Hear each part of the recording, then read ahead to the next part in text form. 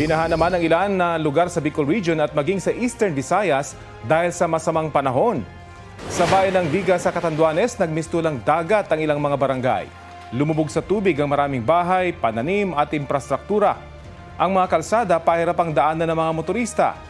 Ganyan din ang sitwasyon sa Baras. May kasama rin mga bato at putik ang baha. Perwisyo rin ang idinulot ng masamang panahon at pagbaha sa Goa, Camarines Sur. Umapaw ang spillway doon. Sa ilang lugar, inalalayan ng mga rescuer ang ilang residenteng gustong makatawid sa baha. Hindi rin nakaligtas ang ilang lugar sa Palo Leyte mula sa ragasan ng tubig. Umabot hanggang tuhod ang baha. Unti-unting humupang tubig matapos ang ilang oras. Ayon sa Pag-asa, shear line ang nagpaulan sa Visayas at Bicol.